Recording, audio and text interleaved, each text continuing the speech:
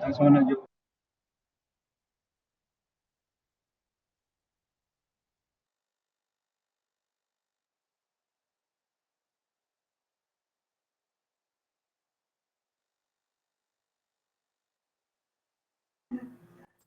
Hola, buenas noches.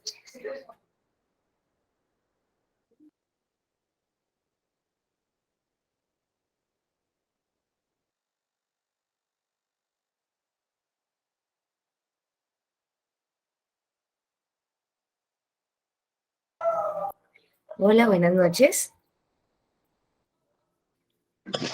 Buenas noches. Bueno, buenas noches. Primero que todo, pues agradecerles a todos por la oportunidad y el regalo que se han dado a ustedes mismos de este sí, que por medio de este diplomado, pues aprendamos y más que aprender, empecemos a sanar cada una de nuestras heridas. El tema de hoy va muy enlazado con el pilar de nuestro evangelio y partiendo de ello, vamos a descubrir poco a poco todas esas herramientas que Dios nos ha dado para el beneficio de nuestra alma.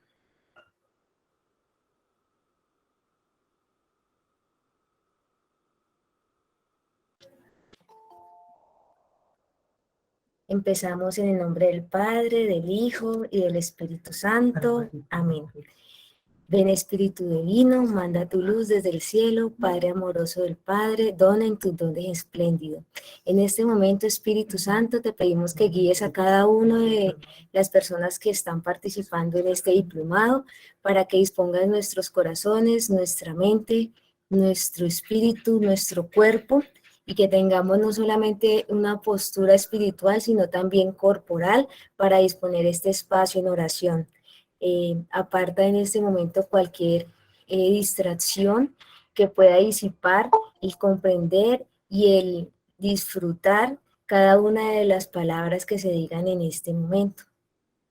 Bajo el amparo de la Virgen María, pedimos su acompañamiento y que nos cubra con su santo manto, y bajo el cuidado de San Miguel Arcángel, custodie cada uno de los momentos en los que vamos a estar compartiendo con ustedes. Vamos a iniciar con la lectura de el Evangelio de San Juan, capítulo 6, versículo del 48 al 58. Por la señal de la Santa Cruz de nuestros enemigos, líbranos, Señor, Dios nuestro, en nombre del Padre, del Hijo, del Espíritu Santo. Amén. Yo soy el pan de vida. Sus antepasados comieron el maná en el desierto, pero murieron. Aquí tienen el pan que baja del cielo, para que lo coman y ya no mueran. Yo soy el pan vivo que ha bajado del cielo. El que coma de este pan vivirá para siempre.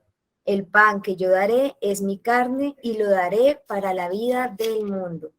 Los judíos discutían entre sí: ¿cómo puede éste darnos a comer carne? Jesús le dijo: en verdad les digo que si no comen la carne del Hijo del Hombre y no beben su sangre, no tienen vida en ustedes. El que come mi carne y bebe mi sangre, vive de vida eterna, y yo lo resucitaré el último día. Mi carne es verdadera comida y mi sangre es verdadera bebida. El que come mi carne y bebe mi sangre permanece en mí y yo en él. Como el Padre que es vida me envió y yo vivo por el Padre.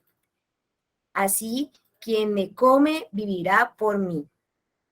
Este es el pan que ha bajado del cielo, pero no como el de vuestros antepasados que comieron y después murieron. El que coma este pan vivirá para siempre.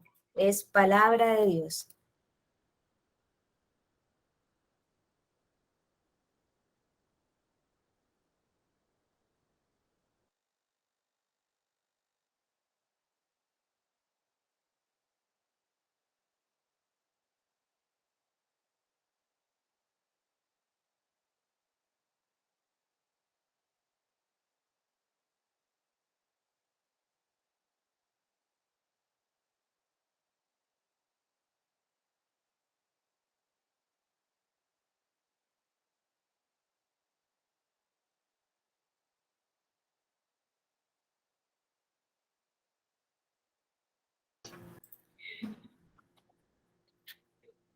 Bueno, muy buenas noches. Hoy vamos a tratar el tema del poder sanador de Jesús Eucaristía. Esta es la segunda parte. Ya con esta oración inicial le pedimos también al Espíritu Santo que prepare nuestra alma, nuestra mente y nuestro corazón para poder escuchar este tema. Vamos a iniciar con el significado de la Eucaristía. Es la consagración del pan en el cuerpo de Cristo y del vino en su sangre, que renueva mística y sacramentalmente el sacrificio de Jesucristo en la cruz. La Eucaristía es Jesús real y personalmente presente en el pan y en el vino que el sacerdote consagra. Por la fe creemos que la presencia de Jesús en la hostia y el vino no es solo simbólica, sino real. Aquí la Eucaristía tiene 4 partes: los ritos iniciales, la liturgia de la palabra, la liturgia de la Eucaristía y los ritos de despedida. En cada una de estas se distinguen a su vez otras partes. Tenemos los ritos iniciales, que tienen por finalidad que los fieles se preparen debidamente a escuchar la palabra de Dios y a celebrar la Eucaristía. Y los ritos son la entrada del sacerdote, el saludo del sacerdote al altar y al pueblo congregado. Seguimos con el acto penitencial, realizado mediante la fórmula de la confesión general de toda la comunidad, que concluye en la absolución del sacerdote. Aquí es donde pedimos perdón a Dios y a nuestros hermanos. Luego seguimos con el rezo del Señor ten piedad, luego el rezo del Gloria. Regularmente son solo los domingos, fuera de los tiempos de Adviento y de Cuaresma, y en algunas fiestas y solemnidades, en celebraciones también, como tal. Seguimos con el rezo de la oración colecta por parte del sacerdote, en la que se expresa el carácter de la celebración. Luego seguimos con la liturgia de la palabra, que es la parte de la misa centrada en la escucha y la reflexión de la palabra de Dios, en las cuales incluye las lecturas bíblicas, que comprenden la primera lectura, tomada por lo general del Antiguo Testamento. Seguimos con el Salmo responsorial, que pertenece a un fragmento de un salmo de la Biblia. En la segunda lectura, que es tomada de alguna de las epístolas de los apóstoles en el Nuevo Testamento, y un fragmento de algunos evangelios. La lectura del evangelio va precedida por la aclamación, en la que se canta el aleluya u otro canto celebratorio. La homilía, en la que el sacerdote explica las lecturas bíblicas. Luego seguimos con el rezo del credo o la profesión de la fe. Continuamos con la oración universal, oración de los fieles, en las que el pueblo elevan las peticiones a Dios. La liturgia eucarística constituye la parte central de la misa, en la que Jesús mismo se hace presente en el pan y en el vino. Esta parte es integrada a su vez por las siguientes partes, que es el ofertorio, en el que se presentan en el altar, como les comento, el pan y el vino. Se hace la oración sobre las ofrendas. Continuamos con la plegaria eucarística, en la que el sacerdote invita al pueblo a elevar su corazón a Dios y a dar gracias, para luego consagrar el pan y el vino, que en este momento pasan a convertirse en el cuerpo y en la sangre de Jesús. La plegaria finaliza con la invocación de la Virgen y los santos y la petición por el Papa, el obispo y los fieles vivos y difuntos. Seguimos con el rito de la comunión, que comprende el rezo del Padre Nuestro, la oración por la paz, seguida por el saludo de la paz entre los fieles, la fracción del pan, la comunión, en la que primero el sacerdote y luego los fieles reciben la Eucaristía. Finalmente, después de la comunión, se dice una oración, que es el Padre Nuestro, y llegamos ya finalmente al rito de conclusión, que se marca al final de la misa, pues incluye la presentación de algunos avisos a los fieles si son necesarios, y luego finalmente la bendición y el saludo del sacerdote. Estos son los pasos y las 4 partes en las que se divide la Eucaristía. Es muy importante que las conozcamos. A veces quizá no sabemos todo el valor que una Eucaristía puede tener. Ya el padre Duverley les explicará a nivel espiritual qué sucede, pero sí es importante conocer estas partes para que no solamente lo hagamos por tradición o por repetir o porque es lo que hacen los demás en la Eucaristía, sino que realmente le demos el valor y el significado que cada momento tiene. Ya los dejamos aquí a continuación con el padre Duverley.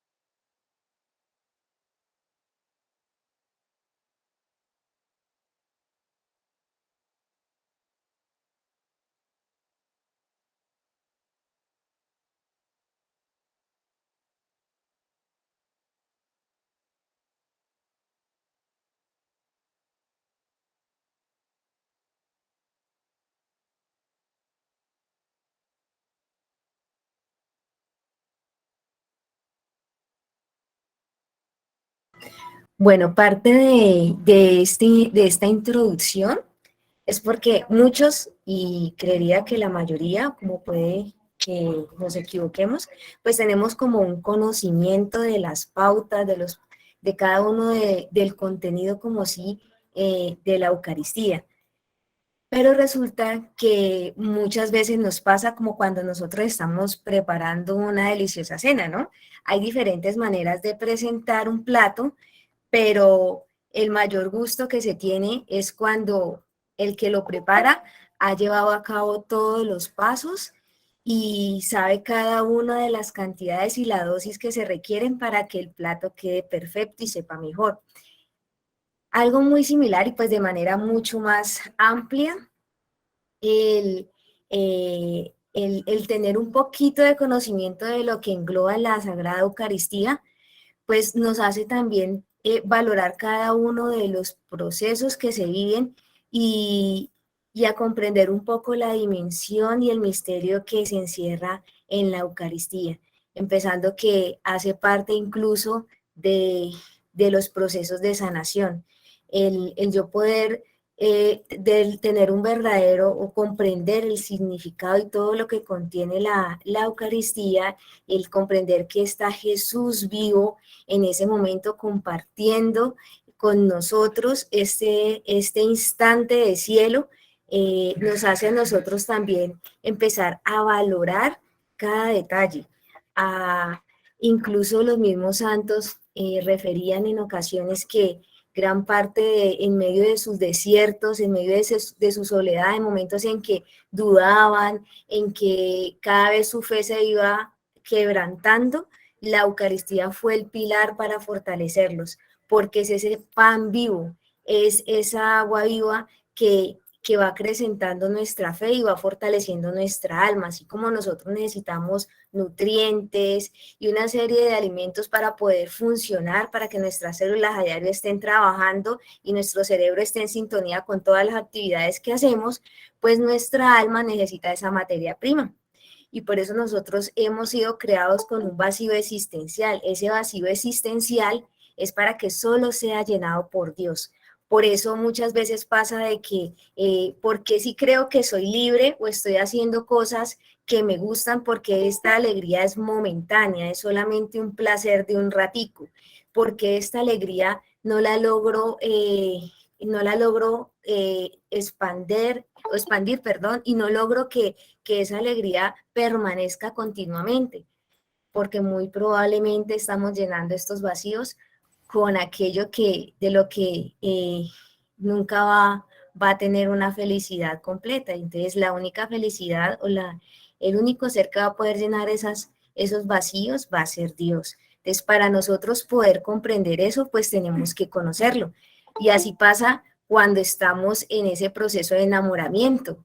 Para que usted primero se enamore de alguien, tiene que empezar a sentir interés por las cosas que hace, por aquellas, empiezas a verles como las cualidades, y así mismo pasa con Dios. Para yo poder estar dispuesto a dar el sí a todo y por amor a Él, pues tengo que conocerlo, ¿no? Para poderlo conocer, que mejor que conociéndolo por medio del Hijo. Y esto es lo que nosotros tenemos que llevarnos a diario. Les cuento de manera personal una reflexión para que veamos cómo es el poder de la Eucaristía. Y fue una experiencia que llegué a tener con una compañera del colegio. Este detallito es para que ustedes vean que si solamente una experiencia, por decirlo así, mística, lleva a que te fortalezcas y que empieces a verle un poquito más al sentido de tu vida, pues ni modo de dimensionar lo que se puede vivir en una Eucaristía. Tenía una chica con la que estaba estudiando y resulta que esta chica pues tenía una situación muy difícil de la que pues yo no tenía conocimiento. Y estábamos esperando que la hora para ingresar y resulta que en ese momento pues ella me dice, mira, yo te tengo que contar algo, pero no sé cómo explicártelo. Pues lo primero que se me viene, yo, no, Dios mío, Señor, Espíritu Santo, ilumíname, que lo que ella me vaya a decir, pues que sean tus palabras las que estén puestas en mí para lo que ella necesite. Resulta que en ese momento, pues, ella no lograba expresar lo que estaba viviendo, y cuando ya sonó la alarma para ingresar a esa clase, sucedió que vimos pasar ambas a un hombre muy acuerpado y que estaba con una túnica blanca, pero pues lo que nos llamó a nosotros, nos pasó como los apóstoles cuando vieron pasar a Jesús y estuvieron conversando con él y no lo distinguían. Y resulta que pasamos, lo vimos y nos llamó pues mucho la atención. A mí de manera personal me llamó mucho porque yo decía, qué hombre tan apuesto, pero ¿cómo hace un hombre de la calle para estar con esa ropa tan blanca y tan limpia? Y éramos detallándolo las dos en simultáneo. Cuando fue pasando y ya se acercó hacia nosotros, pues nos sonrió y dije, ay, pero qué sonrisa tan hermosa, qué rostro tan limpio. Y cada vez que iba pasando, pues íbamos como detallándolo más. Cuando yo lo fui detallando, pues me detuve a ver los pies, porque yo decía, ¿cómo un hombre de la calle puede tener estos pies tan limpios? Cuando yo voy viendo, pero yo veo que estos pies no están tocando el suelo, y yo, tan raro. Entonces, pero fue un momento en que las dos estábamos viendo, pero no nos podíamos expresar entre nosotras. Entonces, en ese momento nos detallamos y vimos las manos. Cuando vimos las manos y empezamos a ver aquí unas heridas, pues las dos en simultánea nos pusimos a mirar y dijimos, ¿es Jesús? Y en ese momento no lo volvimos a ver. Las dos quedamos consternadas, pero pues quedamos en silencio en ese momento y retornamos a la clase. Luego de que terminó la clase, pues nosotras nos comunicamos por teléfono y nosotras dijimos, ven, lo que vos viste fue lo mismo que yo vi, o sea, si viste lo que pasó. Y en ese momento, pues ella se desahoga y me dice, Lorena, lo que yo te tenía que decir era que yo esta noche pensaba quitarme la vida. Yo tenía todo planeado en casa, estaba una carta a mis padres porque pues económicamente estaba muy bien, pero resulta que me faltaba amor, me faltaba la compañía de ellos, todo lo estaban llenando con dinero, pero lo más importante que yo necesitaba era el amor, y yo sentía que nadie me amaba, que no tenía por qué vivir. Incluso una noche dije, si no logro intoxicarme con esos medicamentos, ya tengo lista la manera de dejar el gas para que esté dentro de la habitación, para cerrar ventanas, para que nadie pueda salvarme, y está optando por todas las medidas para que no hubiera poder humano que evitara que ella se suicidara. Cuando ella tuvo esa experiencia conmigo ella me decía que ella no encontraba las palabras para decirme lo que yo pensaba, lo que ella pensaba hacer, porque ella sabía que yo iba a evitar eso, que ella simplemente era como despedirse. Y ella decía que no le encontraba sentido a su vida, que la vida realmente no valía la pena y que qué servía vivir si no había nadie quien la amara. Pero cuando ella vio esa sonrisa y vio ese rostro alegre que la miró, ella sintió que decía, si hay alguien que me ama, si hay alguien que me ama y ese es Jesús, y Jesús se tomó la delicadeza de venir a buscarme, ni siquiera me expresó una palabra, sino que solo me sonrió y me miró con ojos de amor. Entonces, ¿a qué voy con esto? O sea, si esta sola sonrisa pudo expresar tanto, ¿qué no puede salvar la Santa Eucaristía, que es el Cristo vivo, que es el Cristo doliente, que es el Cristo que te está diciendo a diario, mira, así tu familia te rechace, así no te hayan querido tener tus padres, así te rechacen tus hijos, te rechace tu pareja, te rechacen en el trabajo? Hay un Dios que sigue creyendo en ti, hay un Dios que está convencido de que tú puedes sobrepasar cualquier obstáculo, porque Él te creó, porque Él sabe que eres valioso, porque Él sabe que tienes muchos talentos para seguir adelante y lo más importante, porque Él sabe que te ha creado con un propósito y es el que seas feliz y el que puedas hacer la diferencia y el cambio en muchos hogares, en muchos ámbitos de tu vida, porque Dios es amor. Y eso es una de las cosas que tenemos que expresar nosotros en el día a día y tratar de expresarlo con nuestros actos. Que pase como cuando los demás veían a los apóstoles y decían, oiga, pero qué bonito, ellos cómo se aman, qué es lo que hacen, que causemos esa intriga de saber, bueno, pero si yo sé que tiene, esta persona tiene tantas dificultades, ni siquiera consiguió para el almuerzo, se le dañó la llanta del carro, tiene al papá hospitalizado, pero mira cómo sonríe y cómo atiende, cómo nos trata, o sea, que empecemos a generar esa curiosidad y esa manera de poderla generar es cuando empezamos a habitar nosotros, en nuestro corazón empieza a habitar Dios. Y qué mejor manera que conocerlo por medio de la Eucaristía. Entonces, esta invitación de poder ver los pasos, muchas veces uno dice, pues es que esto ya me lo sé, pero ¿qué hay en cada momento? ¿Qué estoy sanando en cada uno de estos momentos? ¿En qué debo yo enfocar para yo poder empezar y edificarme? Entonces, parte de este primer bloquecito del diplomado es empezar a trabajar con esas herramientas que ya Dios nos ha dado y que en su palabra Él mismo certifica y afirma de que es la manera para nosotros podernos edificar. Vamos a compartir en este momento ya con el padre Duverley para que una vez más fortalezca cada uno de los aspectos que hemos mencionado.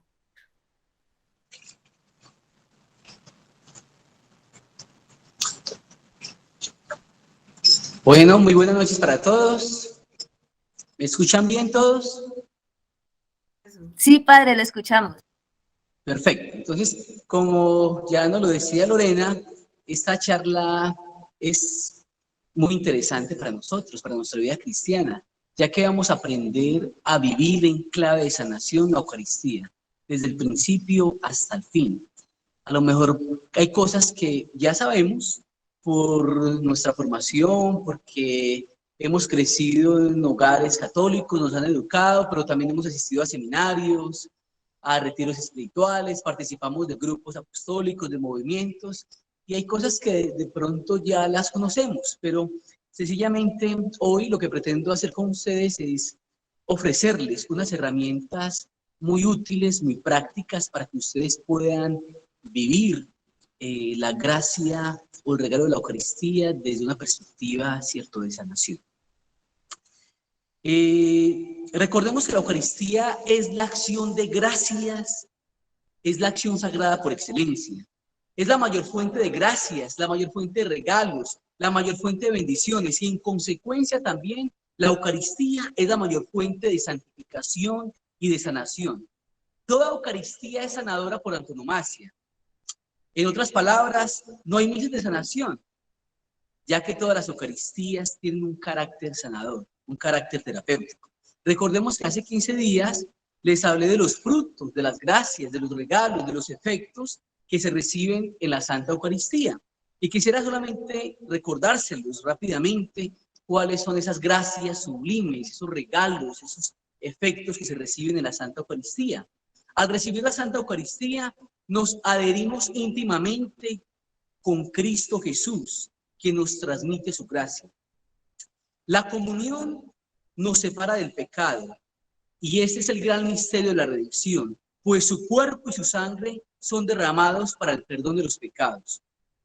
Otro regalo, otra gracia. La Eucaristía fortalece la caridad que en la vida cotidiana tiende a debilitarse, y esta caridad vivificada borra los pecados veniales. La Eucaristía nos preserva de futuros pecados mortales, pues cuanto más participamos en la vida de Cristo y más progresamos en su amistad, tanto más difícil es romper ese vínculo futuramente, ¿cierto? Ese vínculo de amor que nos une con la persona de Cristo. La Eucaristía es el sacramento de la unidad, pues quienes reciben el cuerpo de Cristo se unen entre sí en un solo cuerpo, la Iglesia. La comunión renueva, fortifica, profundiza esta incorporación a la Iglesia realizada ya por el bautismo. La Eucaristía nos compromete a favor de los pobres, pues al recibir el cuerpo y la sangre de Cristo, que son la caridad misma, nos hacemos caritativos. Además de estas gracias y efectos maravillosos de la Eucaristía, yo les mencioné unas gracias especiales de sanación. Y estas 4 gracias de sanación, que son la sanación física, la sanación emocional, la sanación espiritual intrínseca, la sanación espiritual extrínseca, los he puesto en el último lugar de estos regalos que recibimos en la Eucaristía, para que no caigamos en el error de buscar malos milagros, las gracias y los regalos de Jesús, que al Dios que hace los milagros, que confiere las gracias y que concede toda dádiva. Es muy importante que entendamos esto, que en la Eucaristía hay unas gracias especiales de sanación. No son las más importantes, no son las más especiales, ni las más grandes y sublimes. Por supuesto, de ninguna manera podríamos pensar que las gracias de la sanación física, emocional y espiritual son las gracias más sublimes, pero hay que reconocerlas y efectivamente sí existe un poder sanador, sí existe un poder restaurador, sí existe un poder terapéutico en la Eucaristía. Esto implica que tenemos entonces que aprender a redescubrir no solo el valor y el significado de la Eucaristía, sino también aprender a contemplar y a vivir en clave de sanación la Eucaristía, es decir, cada gesto, cada palabra, cada oración, cada momento litúrgico dentro de la Santa Eucaristía. La Eucaristía es el corazón de la Iglesia, es el centro de la vida de la Iglesia. Bella y elocuentemente lo expresaba Santa Laura Montoya cuando sostenía que la Eucaristía era el Dios de su corazón y el corazón de su Dios. ¡Qué bello! La Eucaristía era el Dios de su corazón y el corazón de Dios. De la misma manera que el altar ocupa el centro, el lugar central o el lugar preponderante del espacio físico de la parroquia, la Eucaristía, el altar deben ser el centro, deben ser el motor de nuestra vida cristiana. Vamos entonces a aprender cómo vivir la Santa Misa en clave de sanación desde el principio hasta el final. San Juan Eudes decía, para ofrecer bien la Eucaristía, para vivir bien la Eucaristía, se necesitan 3 eternidades. Es decir, que para que usted pueda vivir profundamente, activa, fructuosamente la Santa Misa, necesitamos 3 eternidades. Continúa diciendo San Juan Eudes. Una eternidad para prepararla, otra eternidad para celebrarla y una tercera eternidad para dar gracias. Necesitamos esas 3 eternidades. Hablemos de esa primera eternidad que necesitamos para celebrar la Santa Eucaristía. ¿Cómo debemos disponernos interiormente para celebrar digna, profunda fructuosa y activamente la Santa Eucaristía. San Juan Eudes habla de una primera eternidad para prepararnos bien para el santo sacrificio de la Eucaristía. Y esto contrasta naturalmente con lo que somos como criaturas, seres humanos finitos, caducos, contingentes, sometidos al tiempo y al espacio. No obstante, como seres finitos, no disponemos de la prerrogativa de otorgarle al tiempo cronológico la cualidad de lo eterno. Y aunque se nos confiera la gracia de vivir como seres humanos una eternidad, dicha eternidad valdría la pena gastarla solo en prepararnos de la mejor manera para celebrar una sola Santa Eucaristía. ¿Qué tan importante es prepararnos bien? Esta preparación implica varios aspectos. Voy a mencionar 5 aspectos importantes que nos ayudan a disponernos de la mejor manera para vivir y para celebrar fructuosamente la Eucaristía. El primer aspecto, invocar al Espíritu Santo, clamar al Espíritu Santo y pedirle que encienda a nosotros la llama de su amor, de manera que podamos experimentar como los caminantes de Maús, que nuestros corazones arden mientras se nos explican las Escrituras y que nuestros ojos se abren y reconocen a Jesús en la fracción del pan. Todo esto es posible solo a través de la acción del Espíritu Santo. Segundo aspecto, oración personal, oración privada. Así como los atletas antes de una competencia hacen calentamiento, el cristiano antes de ir a la Santa Eucaristía debe vivir un calentamiento espiritual a través de la oración personal y de la mano del Espíritu Santo. Mi oración personal, mi oración privada me debe conducir a la oración comunitaria, a la oración litúrgica comunitaria que es la Santa Eucaristía. Y la Eucaristía a su vez fortalece mi vida de oración, fortalece mi vida de oración privada. La vida cristiana debe estar nutrida por mi oración personal y mi vida personal de oración es retroalimentada por la Eucaristía. Santa Teresa de Calcuta sostenía que la oración ensancha el corazón hasta hacerlo capaz de contener el don de Dios. Estas palabras podrían aplicarse perfectamente a la Eucaristía. La oración personal ensancha nuestro corazón hasta hacerlo capaz de recibir a Dios mismo, consumirlo y contenerlo. Tercer aspecto importante, hacer una lectura previa a las lecturas de la Santa Eucaristía. De esa manera usted no va a llegar perdido, no va a caer en paracaídas, ¿cierto?, a la Santa Misa. Usted va a tener una idea meridiana de lo que se está leyendo y de lo que el Padre en su homilía va a hacer eco o de lo que va a reflexionar. Es importante ese contacto con la palabra, ese contacto personal con Jesús que se hace presente en las Escrituras. Cuarto aspecto.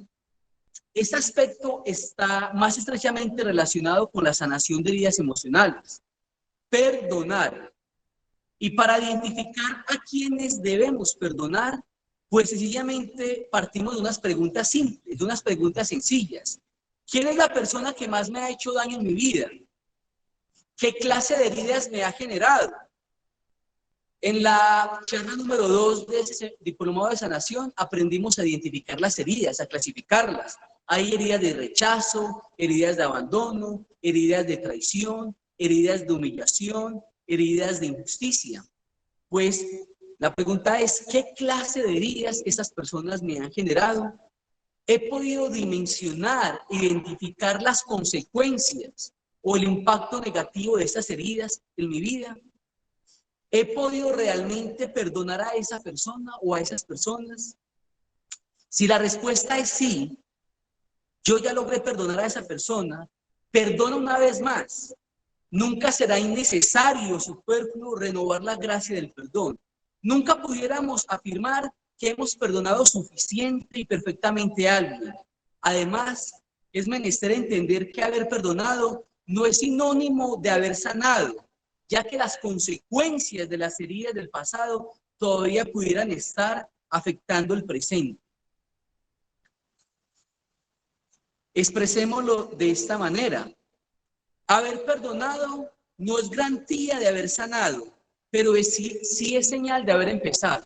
Esta frase yo creo que es clave.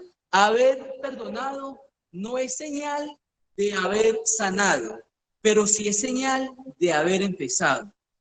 Quien ha perdonado va ascendiendo por la cima de la sanación, jalonado y sostenido por las alas del Espíritu Santo.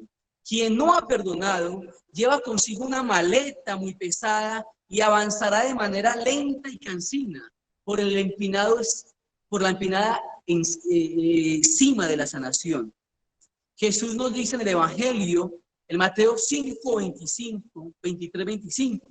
Por lo tanto, si traes tu ofrenda al altar y allí te acuerdas que tu hermano tiene algo contra ti, deja allí tu ofrenda delante del altar y anda. Reconcíliate primero con tu hermano y entonces ven y presenta la ofrenda. Ponte de acuerdo con tu adversario pronto, entre tanto que estás con él en el camino. No sea que el adversario te entregue al juez y el juez al alguacil y seas echado a la cárcel. Es importante que antes de pedir a Jesús sanación de las heridas emocionales, al menos usted haya hecho el perdón intencional. Es decir, que haya decidido perdonar a esa persona por el daño que le ha hecho. Es de capital importancia distinguir entre el perdón intencional y el perdón emocional. El perdón intencional es la decisión de perdonar a esa persona, aunque no lo sienta. ¿Quieres perdonar? No, padre, es que no soy capaz de perdonar. ¿Quieres perdonar? No, es que no soy capaz, siento rabia, rencor hacia esa persona. No te estoy preguntando si sientes el perdón, te estoy preguntando que si quieres perdonar. Y esto es esencialmente una decisión, se llama perdón intencional. Cuando usted decide perdonar a una persona, mientras usted ora por esa gracia y sigue orando por la gracia del perdón, en algún momento usted experimentará ese perdón emocional. Sentirá que en su corazón ya no hay resentimientos, odios, intrigas, rabias. Ese es el perdón emocional. O sea que el perdón emocional es una segunda fase. Empezamos con un perdón intencional. Y es importante ir a la Eucaristía, al menos con ese perdón intencional. También, perdónate a ti mismo por lo que has permitido en tu vida o por lo que hiciste. Si te recriminas cruelmente, las palabras de Jesús, de dejar la ofrenda delante del altar para ir en busca del hermano que tiene algo contra ti, también se pueden aplicar a nuestro yo. Si tienes algo contra ti mismo, si aún no has aceptado algo de ti, de tu pasado, es el momento de reconciliarte contigo mismo, momento de perdonarte. Si usted hace un ejercicio de perdón intencional previo a la Eucaristía, pues va a tener la seguridad y la confianza de saber que tu ofrenda será benevolentemente aceptada por Jesús y será llevada al altar del sacrificio por tu ángel de la guarda en el momento del ofertorio. Quinto aspecto, una buena confesión. Si después de hacer un breve examen de conciencia sabes que has incurrido en algún pecado mortal, debes ir a confesarlo.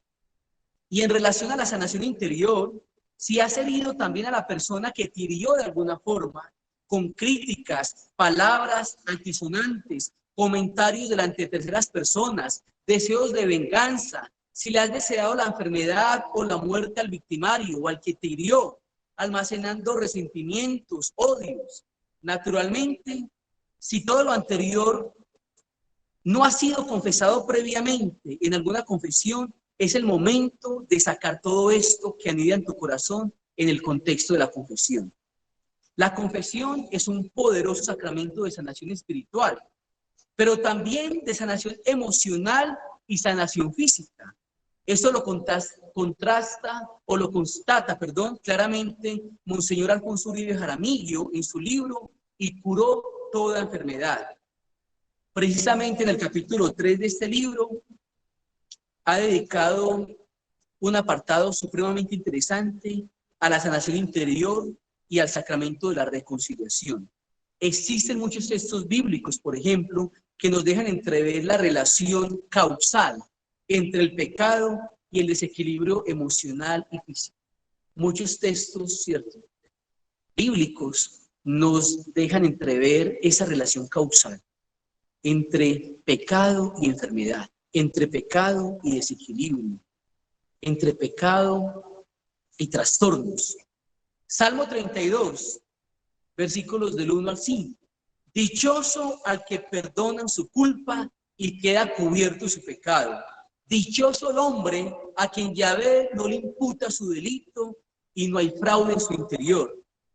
Guardaba silencio y se consumía mi cuerpo, cansado de gemir todo el día, pues descargabas día y noche tu mano sobre mí.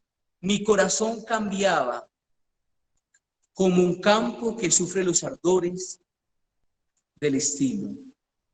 Reconocí mi pecado y no te oculté mi culpa. Me dije, confesaré a Yahvé mis rebeldías y me absolviste mi culpa, perdonaste mi pecado. Salmo 38, versículo 4 nos dice, nada intacto hay en mi carne por tu enfado, nada sano en mi cuerpo por mi pecado. Juan capítulo 5, versículo 14. Después de esto, Jesús lo halló en el templo y le dijo, mira, has sido sanado, no peques más para que no te suceda algo peor. Hasta aquí, esos primeros 5 aspectos que hacen parte de una buena preparación para vivir la Santa Misa. No disponemos de una eternidad para prepararnos, como decía bellamente San Juan Eudes, pero sí podemos, mediante unas acciones sagradas, recibir gracias y auxilios especiales del cielo que nos hacen capaces de Dios, capaces de relacionarnos con lo eterno, capaces de experimentarlo, capaces de celebrarlo, capaces de recibirlo, capaces incluso de transformar el tiempo fugaz y volátil en eternidad. Esto fue lo que dijo Jesús a Marta frente al siguiente reclamo. ¿No te importa que mi hermana me deje servir sola? Dile pues que me ayude. A lo cual Jesús responde, Marta, Marta, andas inquieta y preocupada por muchas cosas, pero solo una es necesaria, y María ha escogido la mejor parte y no le será quitada. ¿Quién podrá arrebatarle al hombre pequeño y infinito los instantes de gracia que ha vivido de cara a Dios? Nadie, nada, ni siquiera la muerte. Teniendo claro cómo vivimos esta preparación para la Santa Misa, paso ahora a explicarles cómo podemos vivir la Santa Eucaristía en clave de sanación desde el principio hasta el final. Es importante tener estos 5 aspectos claros. Es bueno, es recomendable que la noche antes o minutos previos a la Eucaristía usted ofrezca la Santa Misa por su sanación, por su proceso y por la curación de sus heridas emocionales. También es importante que ofrezca la Eucaristía por aquella persona que te ha hecho daño, es decir, por esa persona que generó tus heridas. La misa comienza entonces con estas palabras, en el nombre del Padre, del Hijo y del Espíritu Santo. La señal de la cruz es una señal de esperanza que resume nuestra fe. En el nombre de nuestro amado Padre Celestial, quien nos creó, en el nombre de Jesús, enviado para redimirnos y sanar los corazones heridos y destrozados, y en el nombre del Espíritu Santo, quien está continuamente santificándonos y quien es capaz de hacer todas las cosas nuevas. Comenzamos pues la misa anunciando que hemos venido en el nombre del Padre, del Hijo y del Espíritu Santo. Venir en su nombre significa estar en su presencia. Nos sustraemos espiritualmente del tiempo cronológico y entramos en el tiempo de la gracia. La señal de la cruz es la llave que nos abre las puertas de un mundo espiritual fuera de nuestro tiempo. Y de esta manera nos sumergimos en el tiempo de Dios. en el tiempo eterno de Dios, donde el divino sacrificio en el Calvario se extiende a lo largo de los siglos, de la historia, y se actualiza sacramentalmente, haciéndose presente en la hora de la misa. Por eso la Eucaristía es una conmemoración real, es decir, una teofanía. Dios se acerca y está con nosotros, y nosotros participamos en el misterio de su redención. Acto seguido, escuchamos en la Santa Misa las siguientes palabras: la gracia de nuestro Señor Jesucristo, el amor del Padre y la comunión del Espíritu Santo estén con todos ustedes. O cualquier otra forma litúrgica. Con ese saludo litúrgico, la Iglesia nos da la bienvenida en el nombre de la Trinidad Santa, comunidad perfecta de amor. Si por la señal de la cruz se nos abren las puertas del mundo de Dios, por el saludo litúrgico somos acogidos y recibidos amorosamente a este gran banquete. Nos dice el padre Robert de Grandis que el saludo litúrgico es una invitación a experimentar la cercanía del amor de Dios y a dejarnos envolver por este amor infinito, de manera que podamos participar y contemplar la Eucaristía como regalo y misterio sublime de amor. Ese saludo litúrgico es esa invitación a sentir y a experimentar la cercanía del amor de Dios. Continúa diciendo el padre de Grandis: después de 25 años de educación católica, aún consideraba a Dios como un juez, hasta que cierto día, a través de ese saludo litúrgico, el Espíritu Santo me tocó y entonces comencé a ver a Dios como un Dios amoroso. Tal vez durante la celebración introductoria podríamos pedir sanación de cualquier actitud negativa que hayamos desarrollado hacia Dios en el transcurso de los años. Esas actitudes podrían incluir pensamientos como: Dios no me escucha, Dios me ha abandonado, Dios me está probando y me envió esta prueba como castigo. Actitudes como desidia espiritual, frialdad espiritual, bloqueo espiritual, podrían también ser sanadas en ese momento litúrgico. Muchas personas tienen temor inconsciente hacia Dios y creen que si aman al Señor y están cerca de Él, Dios los hará sufrir. Muchos jóvenes, por ejemplo, sienten un temor inconsciente a acercarse a Dios porque creen que Dios es como un vampiro que les va a succionar o les va a robar la alegría y el gozo, y los va a sumergir en un mundo gris, frío, desprovisto de belleza y de colorido.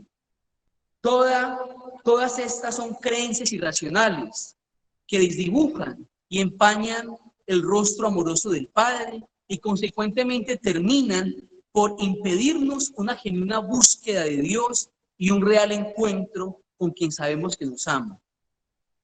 Detrás de estas creencias irracionales o falsas concepciones de Dios, muchas veces se encuentran heridas profundas, ocasionadas principalmente por nuestros padres, y especialmente por nuestro padre, figura paterna, figura masculina, a quien, o por personas que fungen algún tipo de autoridad o asumen algún rol de autoridad. Si usted experimenta serias dificultades para abrirse a Dios como un padre amoroso, a causa de sus heridas pasadas generadas por su padre, o por marcas negativas que hayan dejado en usted ciertos malsanos patrones de crianza, o por prejuicios o temores infundidos propios de los ambientes donde usted se ha desenvuelto, pida al Señor que sane cualquier aspecto negativo o herida que altere sustancialmente su relación con Dios. Continuamos ahora con el rito o el acto penitencial. En el acto penitencial se abren las entrañas de la misericordia de Dios para acoger la miseria del pecador, y en este caso para acoger la miseria colectiva, la miseria de la Iglesia, que como comunidad frágil y orante reconoce humildemente su pecado, sus transgresiones y su infidelidad al amor de Dios, y por lo tanto clama confiada y contritamente la gracia del perdón divino. En este momento penitencial es importante que pidas perdón a Dios naturalmente por tus pecados veniales, pero también por todas las veces que has faltado a la caridad y has herido o lastimado a personas a través de gestos, pensamientos, palabras, obras y omisiones. Si estás ofreciendo la misa, por ejemplo, por determinada persona que te ha herido en el pasado, en ese momento también puedes pedir que brille la misericordia de Dios para esta persona y que Dios pose su mirada tierna y amorosa sobre esta. Naturalmente, es recomendable que pidas por perdón si has fallado a la exhortación que nos hace San Pablo en la carta a los Romanos, capítulo 12, versículo 21, donde nos dice: vence el mal a fuerza de bien. Si usted, después de haber sido herido por esa persona, ha faltado a la caridad fraterna a través de gestos, pensamientos, palabras, obras, omisiones, es necesario que pidas perdón a Dios, siempre y cuando no estas gestos, palabras, obras, omisiones no trasciendan al nivel de pecados mortales. Si trascienden al nivel de pecado mortal, eso requiere una confesión. Ya lo hablamos en la preparación previa a la Eucaristía, ¿no? Estoy hablando de pecados veniales, a través de gestos, palabras, ¿cierto? Omisiones que se pueden cometer, faltas a la caridad hacia el hermano. Ofrecer la Santa Misa por la persona que nos ha herido, no solo nos ayuda a sanarnos, sino también nos ayuda al victimario a sanarse y a liberarse. Ofrecer la Santa Misa por aquellos que nos han ofendido gravemente es llevar a esa persona espiritualmente a los pies de la cruz en el Calvario. Llegamos así al momento de gloria y a la oración colecta. Nos dice el Papa Francisco: la introducción de este himno, Gloria a Dios en el cielo, retoma el canto de los ángeles en el nacimiento de Jesús en Belén y es un alegre anuncio del abrazo entre el cielo y la tierra. El Gloria es un antiquísimo, bello, elocuente y alegre himno a Dios uno y trino, que nos impulsa a alabar, a bendecir, a adorar, a glorificar y a dar gracias a Dios por su grandeza, por su majestad y por su omnipotencia. También es un canto de júbilo que nos involucra cuando decimos gloria a Dios en el cielo y en la tierra paz a los hombres que ama al Señor.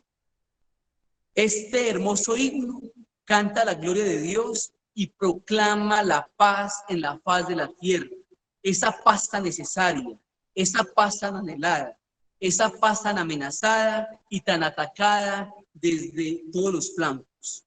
Sin embargo, esa paz para los hombres que aman al Señor no es la paz que da el mundo. La paz os dejo, mi paz os doy. No os la doy como el mundo la da. No se turbe vuestro corazón, no tenga miedo, dice Jesús. Es decir, que en medio de este mare magnum de situaciones humanas, muchas veces dolorosas, intrincadas e incomprensibles, en medio de tantas heridas y de tanto dolor, siempre habrá lugar para que se manifieste la paz de Jesús. Siempre habrá espacio para que Dios derrame su bálsamo divino, que es la paz. Durante el Gloria, pide esa paz para los hombres que ama a Dios, y de manera particular para ti, que has perdido tu paz a causa de tus heridas y de tus dolores. Pide para ti esa paz que has perdido. ¿Has perdido acaso la paz de tu mente? ¿Has perdido acaso la paz de tu corazón? ¿Has perdido acaso la paz de tu espíritu?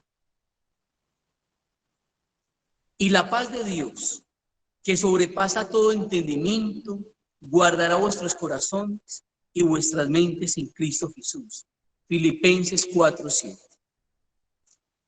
Después de Gloria, ¿cierto? O cuando este no está, porque el Gloria se proclama en misas dominicales, misas semanales, ¿cierto? no se proclama gloria. Inmediatamente sigue, ¿cierto? Después, ¿cierto?, del acto penitencial, la oración toma forma, en este momento, la oración toma forma, llegamos, perdón, al momento de la colecta, ¿cierto?, al momento de la oración colecta. Y es muy importante, cuando el sacerdote dice oremos, está instando al pueblo a recogerse con él en un momento de silencio, con el fin de tomar conciencia de estar en la presencia de Dios y hacer emerger a cada uno en su corazón las intenciones personales con las que participa en la misa. El sacerdote dice oremos y después viene un momento de silencio y cada uno piensa en las cosas que necesita, en las cosas que quiere y que desea. De manera que cuando el sacerdote ora con los brazos extendidos, recoge o colecciona las oraciones y las necesidades de la congregación y las presenta al Señor. En este breve instante de silencio puedes expresar tu petición, que en este caso sería la sanación de tus heridas emocionales. Ese breve instante que hace el sacerdote entre el oremos y la oración debe ser aprovechado para usted agregar sus intenciones personales. Seguimos ahora con la liturgia de la palabra, el evangelio y la homilía. Voy a abordar, ¿cierto?, estos en un solo bloque. Liturgia de la palabra, evangelio y homilía. En la exhortación apostólica Verbum Domini, el Papa Benedicto XVI nos recordó una verdad trascendental que habíamos descuidado como iglesia. Cristo, que está realmente presente en la Eucaristía, en las especies del pan y el vino, está presente de modo análogo en la palabra proclamada en la liturgia. San Jerónimo nos dice: nosotros leemos las Sagradas Escrituras y yo pienso que el Evangelio es el cuerpo de Cristo. Yo pienso que las Sagradas Escrituras son su enseñanza. Aunque estas palabras pueden entenderse como referidas también al misterio eucarístico, sin embargo, el cuerpo de Cristo y su sangre es realmente la palabra de la Escritura. Esa es la enseñanza de Dios. Cuando acudimos al misterio eucarístico, se cae una partícula, nos sentimos perdidos. Y cuando estamos escuchando la palabra de Dios y nos vierte en el oído la palabra y la carne y la sangre de Cristo, mientras que estamos hablando, conversando con otra persona, oh, cuántos peligros cometemos. Realmente, aquel que está presente en las especies del pan y el vino, también está presente de manera, ¿cierto?, análoga en la palabra que se proclama. Sí, evidentemente nosotros, la Iglesia Universal, reconoce la sacramentalidad de la palabra. Es decir, que así como Jesús está presente en la Eucaristía, también está presente en la palabra. Y bellamente nos decía San Jerónimo, muchas veces cuando nos acercamos a la Eucaristía y se cae la hostia o se cae una partícula de la Eucaristía, nos estremecemos, ¿cierto? Nos afligimos. Pero muchas veces la palabra se predica. El sacerdote explica la palabra y estamos distraídos o no estamos prestando la debida atención, ¿cierto?, a la meditación o a la reflexión, en este caso a la homilía que el sacerdote nos está compartiendo. Nos dice el Padre de Grandes, cuando comienza la liturgia de la palabra, pídale al Espíritu Santo que le hable en los versículos de las Escrituras, con una palabra de instrucción, visión, entendimiento o sanación. De la misma manera que hay poder en la presencia real de Jesucristo en la Eucaristía, también hay poder en su palabra. También hay poder sanador y terapéutico en las Escrituras. Y a través de ellas es posible recibir sanación física, sanación emocional y sanación espiritual. Esto no solo lo constatan hombres de fe, también los hombres de ciencia lo han corroborado en su experiencia clínica, como es el caso del eminente médico y psicólogo suizo Paul Tournier, que ha escrito un libro interesante llamado Medicina y Biblia. Dice la palabra de Dios en Mateo 8, versículos del 5 al 8. Entrando Jesús a Capernaum, vino a él un centurión, rogándole diciendo: Señor, mi criado está postrado en casa, paralítico, gravemente atormentado. Y Jesús le dijo: yo iré y le sanaré. Respondió el centurión y dijo: Señor, no soy digno de que entres bajo mi techo, solamente di una palabra y mi criado sanará. Sabiduría, capítulo 16, versículo 12. Y de hecho, no lo sanaron ni las hierbas, ni cataplasmas, sino tu palabra, Señor, que todo lo sana. Durante ese momento, escucha atentamente la palabra de Dios y deja que esa palabra penetre, empape la tierra de tu corazón hasta fecundarla y hacerla germinar.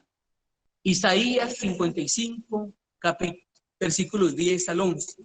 Así como la lluvia y la nieve bajan del cielo y no vuelven allá, sino empapan la tierra, la fecundan y la hacen germinar y producen la semilla para sembrar y el buen pan para comer, así también la palabra que sale de mis labios no vuelve a mí sin producir efecto, sino que hace lo que yo quiero y cumple la orden que le doy. La palabra de Dios no regresa a él sin producir un efecto. De esta manera, a través de su palabra, a través de la palabra de Dios, nos vamos limpiando. Jesús nos va podando, nos va restaurando y nos va sanando. Su trabajo es silencioso y paulatino, pero eficaz. Mateo 4, 26. Decía además: así es el reino de Dios, como cuando un hombre echa semilla en la tierra y duerme y se levanta, de noche y de día, y la semilla brota y crece sin que él sepa cómo. Pero de suyo lleva fruto la tierra, primero hierba, luego espiga, después grano lleno en la espiga, y cuando el fruto está maduro, en espiga se mete la hoz, porque la siega ha llegado. Nos dice el Papa Francisco en su catequesis sobre la Eucaristía: tened en cuenta la advertencia del apóstol Santiago, poned por obra la palabra y no os contentéis solo con oírla, engañándoos a vosotros mismos. La palabra de Dios hace un camino entre nosotros. La escuchamos con los oídos, pasa al corazón y no permanece en los oídos. No permanece a los oídos, debe ir al corazón. Y del corazón pasa a las manos y a las buenas obras. Ese es el recorrido que hace la palabra de Dios. De los oídos al corazón y del corazón a las manos. Llegamos entonces a un momento muy importante, ¿cierto? Llegamos al credo, si es misa dominical, y posteriormente pasamos a la oración de los fieles. En esta oración de los fieles recordamos aquello que nos dice San Pablo en Gálatas 2, capítulo 6, versículo 2. Ayúdense mutuamente a llevar sus cargas y así cumplirán la ley de Cristo. Como intercesores nos estamos poniendo de acuerdo para ayudar a llevar la carga el uno al otro hasta que sea desatada. Cuando usted y yo en la Eucaristía oramos por todas las necesidades del mundo, oramos por la iglesia, por el Papa, por los obispos, por los sacerdotes, por los líderes, por los gobernantes del mundo. Cuando oramos por la asamblea, por nuestra comunidad de fe, estamos presentándole a Dios todas esas necesidades que suben a Él como incienso agradable en su presencia. Llegamos ahora, después de la oración de los fieles, al ofertorio. El ofertorio es un momento muy hermoso. Cito ahora, traigo a colación a Catalina Rivas, quien tuvo una bellísima visión acerca de la Eucaristía. Muchos de ustedes la conocen. Nos relata: en un momento después llegó el ofertorio y la Santísima Virgen me dijo: reza así: Señor, te ofrezco todo lo que soy, lo que tengo, lo que puedo, todo lo pongo en tus manos. Te pido por mi familia, por mis bienhechores, por cada miembro de nuestro apostolado, por todas las personas que nos combaten, por aquellos que se encomiendan a nuestras pobres oraciones. Así oraban los santos, así quiero que lo hagan. De pronto empezaron a ponerse de pie unas figuras que no había visto antes. Era como si del lado de cada persona que estaba en la catedral saliera otra persona, y aquello se llenó de unos personajes jóvenes, hermosos. Iban vestidos con túnicas muy blancas y fueron saliendo hasta el pasillo central, dirigiéndose hacia el altar. Dijo nuestra madre: observa, son los ángeles de la guarda de cada una de las personas que está aquí. Es el momento en que su ángel de la guarda lleva sus ofrendas y peticiones ante el altar del Señor. En ese momento estaba completamente asombrada, porque esos seres tenían rostros tan hermosos, tan radiantes, como no puede uno imaginarse. Lucían unos rostros muy bellos, casi femeninos. Sin embargo, la complexión de su cuerpo, las manos, su estatura, era de hombre. Los pies desnudos no pisaban el suelo, sino que iban como deslizándose, como resbalándose. Aquella procesión era hermosa. Algunos de ellos tenían como una fuente de oro con algo que brillaba mucho, con una luz blanca dorada. Dijo la Virgen: son los ángeles de la guarda de las personas que están ofreciendo la Santa Misa por muchas intenciones. Aquellas personas que están conscientes de lo que significa la celebración. Aquellas personas que tienen algo que ofrecer al Señor. Ofrezcan en este momento, ofrezcan sus penas, sus dolores, sus ilusiones, sus tristezas, sus alegrías, sus peticiones. Recuerden que la misa tiene un valor infinito, por lo tanto, sean generosos en ofrecer y en pedir. Detrás de los primeros ángeles venían otros que no tenían nada en sus manos. Las llevaban vacías. Dijo la Virgen: son los ángeles de las personas que estando aquí no ofrecen nunca nada, que no tienen interés en vivir cada momento de la misa y no tienen ofrecimientos que llevar ante el altar del Señor. En último lugar, iban otros ángeles que estaban medio tristones, con las manos juntas en oración, pero con la mirada baja. Son los ángeles de la guarda de las personas que están aquí, que estando aquí no están. Es decir, de las personas que han venido forzadas, que han venido por compromiso, que están aquí sin ningún deseo de participar en la Santa Misa, y los ángeles van tristes porque no tienen que llevar ante el altar, salvo sus propias oraciones. En ese momento del ofertorio es muy importante que ofrezcamos, como la Virgen le recomendaba a Catalina Rivas, junto con el pan y el vino, ofrezcamos nuestra vida, nuestro trabajo, nuestras esperanzas, penas y alegrías. Y naturalmente, para lo que concierne sanación, es importante que en ese momento usted también presente a Dios, que permita que su ángel de la guarda lleve al altar de Dios las heridas profundas que le han ocasionado personas en su vida, ciertas personas. Es el momento de entregar nuestras heridas emocionales. Pasemos rápidamente, ¿cierto? Después del ofertorio,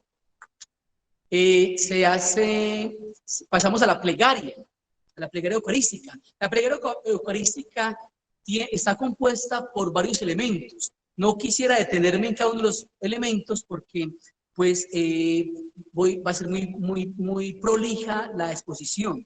Quiero ir a momentos claves y momentos ciertos particulares. Este momento de la plegaria eucarística es muy importante porque le estamos dando gracias a Dios.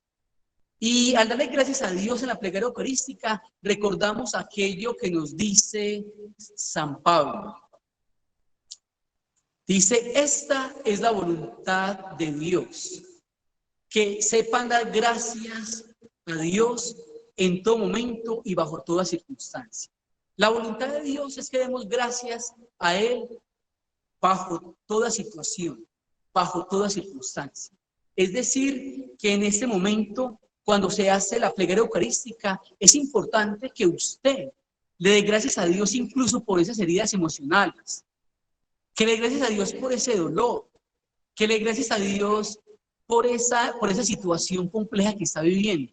Solo cuando uno aprende a agradecerle a Dios por las situaciones penosas, en ese momento usted está avanzando. En ese momento usted está caminando hacia una sanación estable y duradera. Así que en este momento de la plegaria eucarística es importante dar gracias a Dios por esa herida. Dar gracias a Dios porque usted está convencido, como también lo dice bellamente San Pablo, que todo lo que sucede para el bien de los que aman a Dios, que hay un propósito, ¿cierto? Que detrás de esta herida hay también un cúmulo de bendiciones. San Pablo nos dice que detrás de dichosos los que soportan con paciencia la prueba, porque detrás de la prueba recibirán la corona de la vida. Es decir, que detrás de esas heridas, en otras palabras, parafraseando a San Pablo, detrás de esas heridas hay una corona de bendiciones esperándonos, y por eso hay que dar gracias a Dios. Llegamos entonces a un momento muy importante, ¿cierto? Pasamos al santo, y con el santo nos disponemos a vivir el momento más sagrado, más solemne de la Eucaristía, la consagración.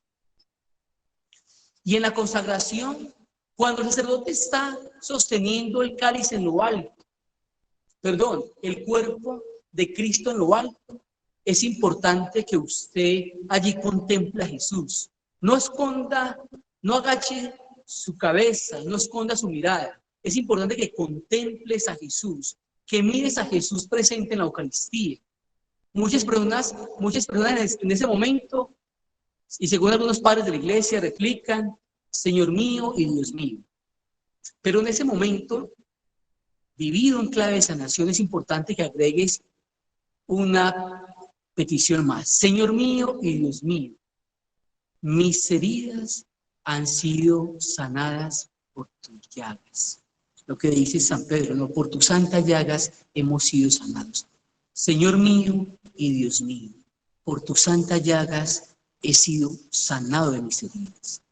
Es decir, que en ese momento, cuando usted está contemplando a Jesús, Eucaristía, es importante que entregue esas penas, esas tristezas, esas heridas emocionales.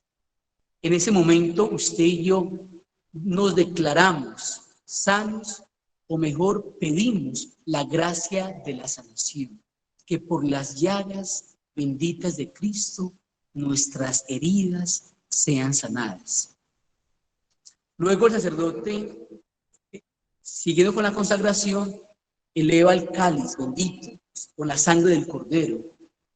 Y en ese instante se pide no por las heridas. Ya hemos pedido sanación de las heridas cuando el sacerdote eleva el cuerpo de Cristo. En ese momento se pide sanación de todas las consecuencias de las heridas.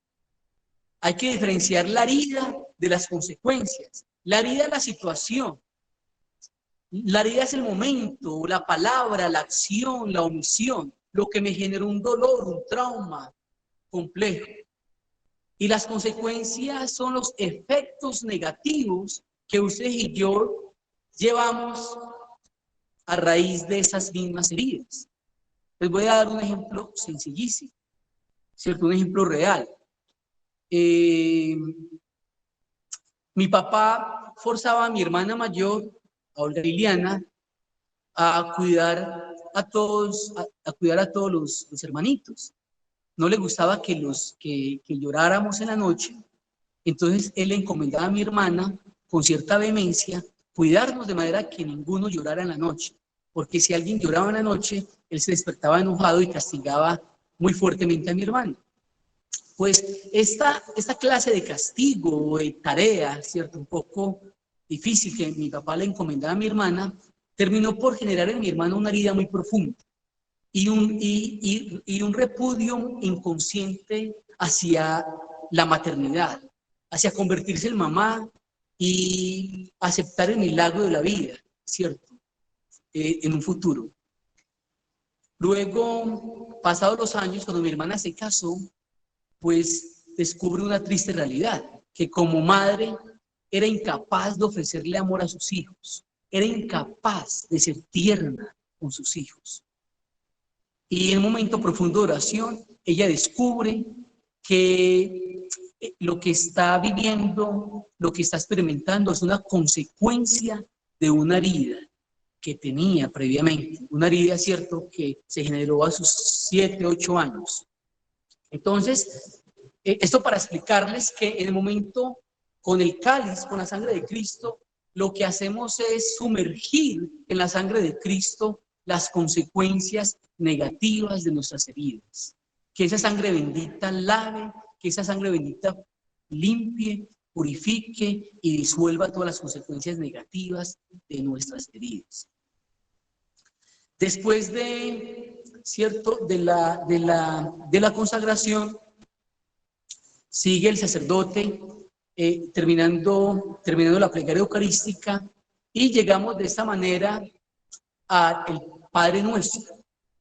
En el Padre Nuestro es muy importante que usted y yo oremos por esa persona que nos ha ofendido, pero que le perdonemos. El Padre Nuestro es un momento privilegiado para que usted le dé un perdón, haga un perdón profundo a esa persona que te hirió.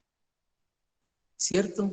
Es decir, que cuando usted mencione la palabra, perdona nuestros pecados, así como hemos perdonado a los que nos ofenden. No nos dejes caer en la tentación. En ese momento, cuando usted está pidiendo ese perdón por esa persona que te ha ofendido, hace ese perdón intencional profundo. Entrega ese perdón una vez más. Luego, después de el Padre Nuestro, pues ya el sacerdote se prepara nos preparamos para la comunión. Y en la comunión es un momento interesante, hermosísimo, para que usted deje que Jesús entre en lo profundo de su ser y que sea Jesús el que llene todos sus vacíos, que sea Jesús el que repare su corazón. Dice la palabra de Dios, porque Dios sana los corazones destrozados y venda todas las heridas. Cuando recibas a Jesús Eucaristía, cuando lo recibas allí en su presencia sacramental, permite que Jesús repare todos los vacíos, que Jesús repare y que llene con su amor todos esos espacios que no han sido, ¿cierto?, llenos, saturados por el amor de Dios. Por favor, ponen hay alguien que tiene el micrófono encendido, si alguien lo puede apagar, por favor. Y finalmente, después de la Eucaristía, cuando se hace la oración final y la bendición final, usted se queda allí en la Eucaristía unos breves segundos, dándole gracias a Dios por esta obra de sanación que ha hecho a través de la Eucaristía.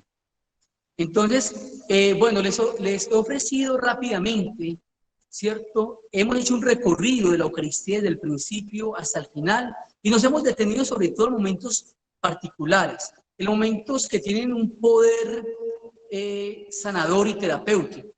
Y hemos aprendido a vivir esos momentos de sanación, a aprovechar esos momentos de poder curativo y aplicarlos a nuestra propia vida, usarlos para nuestro propio beneficio. Yo quisiera que en este momento, de pronto, no sé si avancé muy rápido en la exposición, y si alguno de ustedes tiene una pregunta que quiera hacer, si alguien tiene alguna duda, si alguien quiere profundizar o desea que yo profundice en algún otro aspecto que he mencionado o que haya saltado, por favor, es el momento que ustedes escriban sus preguntas y le pido el favor a los facilitadores que recojan todas las preguntas para que en ese momento la gente pueda, todos los, ¿cierto?, que nos escuchan puedan plantear sus preguntas, interrogantes.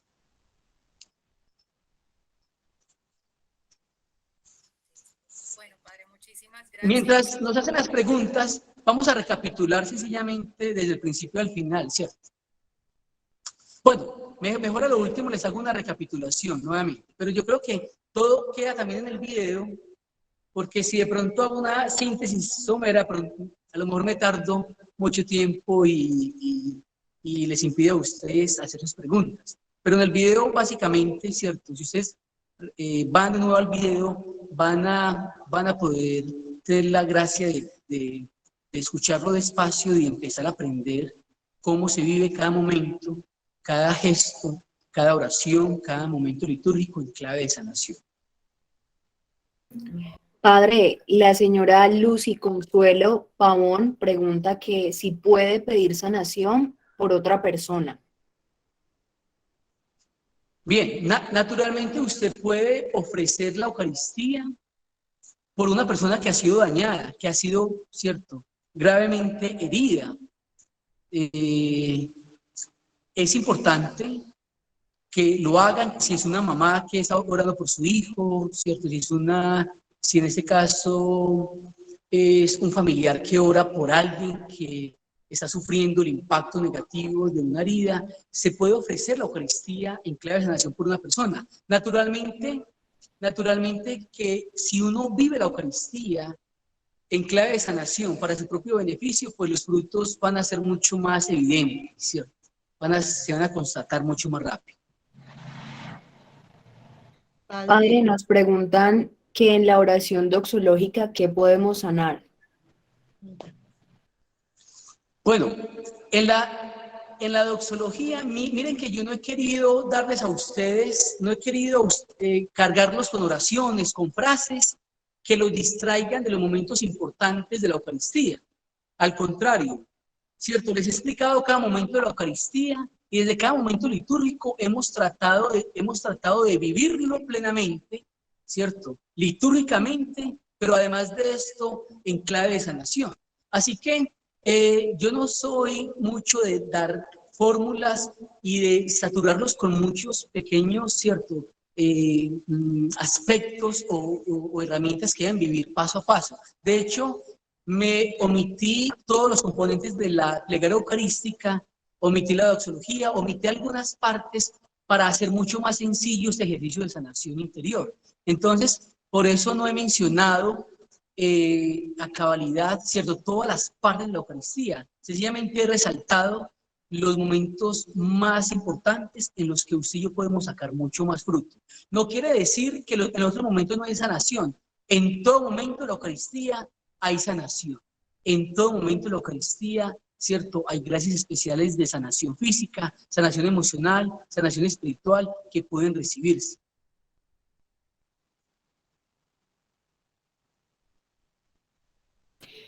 Vemos algunas manitos levantadas. Vamos a ir dándoles la palabra a cada persona. Iniciamos con el señor Oscar Benítez. No sé si tiene alguna duda o inquietud.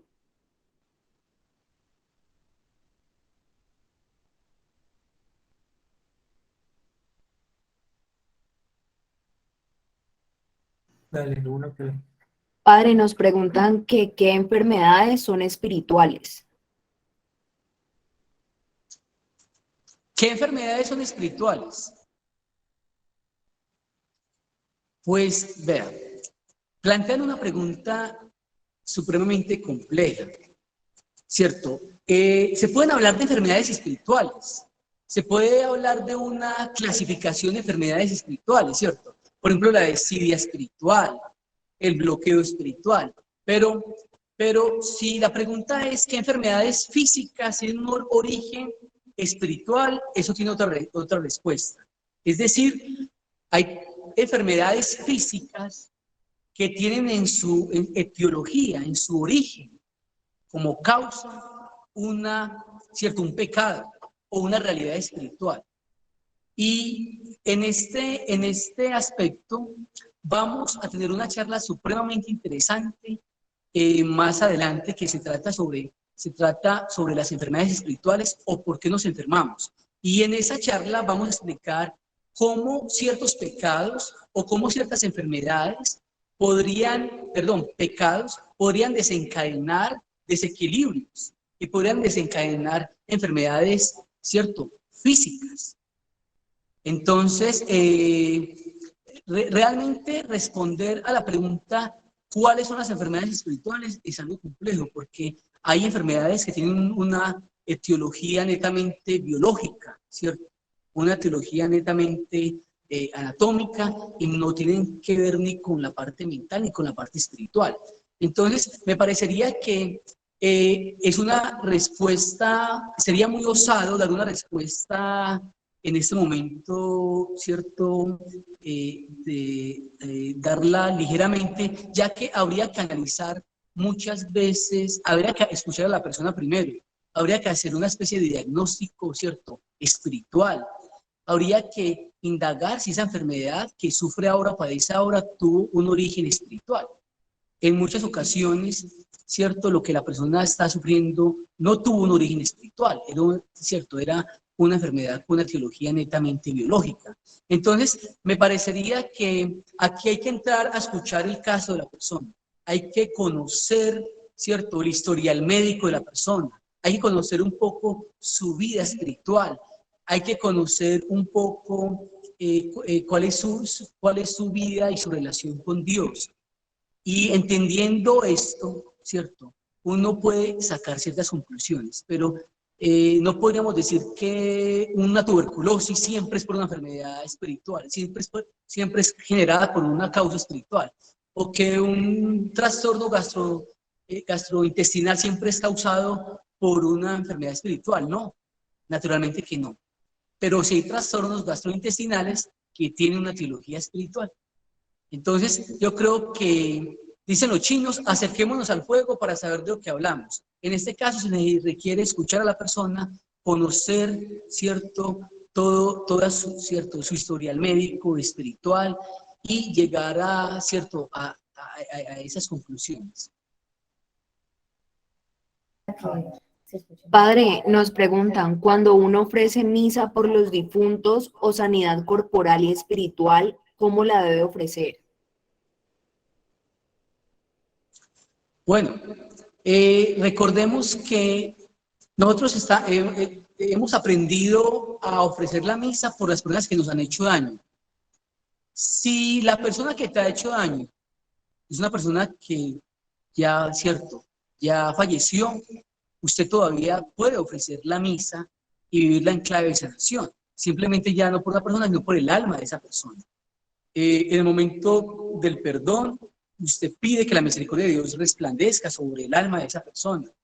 En el momento, cierto, vives todo de igual manera como yo lo he explicado. Sencillamente se sabe que todas las gracias que recibe la otra persona no lo recibe ya un ser humano, cierto, vivo, sino que lo va a recibir una persona que posiblemente está en el purgatorio, por decirlo así. Entonces, ¿y cuántas veces orar por las personas que están en el purgatorio y ofrecer misas de sanación, ¿cierto?, ayuda a que esas almitas se desaten y que asciendan en su proceso de purificación? Yo conozco muchos testimonios y casos muy particulares de cómo ofrecer una Santa Eucaristía en clave de sanación por una persona que hizo mucho daño, ¿cierto?, en su vida, ha contribuido a que esa personita tenga, ¿cierto?, un avance en ese proceso de purificación y purgación en lo que llamamos el purgatorio, que es un estado final de purificación.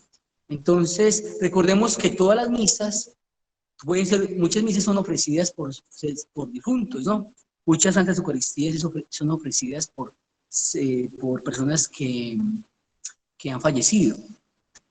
Esta no sería la excepción, ofrecer misas en claves de sanación por alguien que ha fallecido. Les recuerdo algo muy interesante. Recordemos que hay algo que nosotros llamamos misas gregorianas. Las misas gregorianas es una tradición antiquísima donde se ofrecen 30 misas seguidas, continuas, por el eterno descanso de una persona que uno sabe que quizás murió, ¿cierto?, imperfectamente purificado, que murió quizás en el pecado venial, que usted sabe que tuvo una vida difícil. Esas Eucaristías, incluso si alguien, ¿cierto?, murió en estado, ¿cierto?, con virtudes heroicas, es importante celebrar la Santa Eucaristía por esas personas, incluso porque no sabemos cuál es el destino de esas almas. Entonces, estas misas gregorianas empiezan con San Gregorio, quien tenía un abad que conocía de medicina, y este abad, un fraile, Y este fraile, que conocía de medicina, logró curar a un hombre muy rico, ¿cierto?, de un pueblo. Y este hombre, en gratitud, le regala una moneda de oro. Y este monje, violentando, ¿cierto?, su voto de pobreza, recibe esa moneda de oro y la guarda en su celda. Así que este fraile a los días enfermó y falleció. Al día siguiente se le aparece a San Gregorio y le pide que ofrezca misas por su alma. Y se le aparece en llamas de purgatorio. De esa manera, San Gregorio empieza a ofrecer 30 misas por este fraile. Y al cabo de 30 días, este fraile se aparece nuevamente a Gregorio dándole gracias por esas 30 misas que han sido ofrecidas por la salvación de su alma. Estas misas gregorianas, yo sé que en muchos de nuestros países, muchos sacerdotes todavía las presiden, ¿cierto? Las hacen. Me parece que es un buen regalo para una persona que ha fallecido.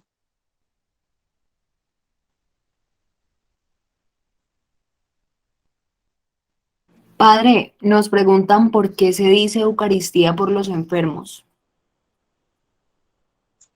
¿Por qué se dice Eucaristía por los enfermos? Es decir, a ver, la pregunta es ¿por qué se hace sanación de enfermos, misas de sanación, o por qué se celebran Eucaristías por los enfermos?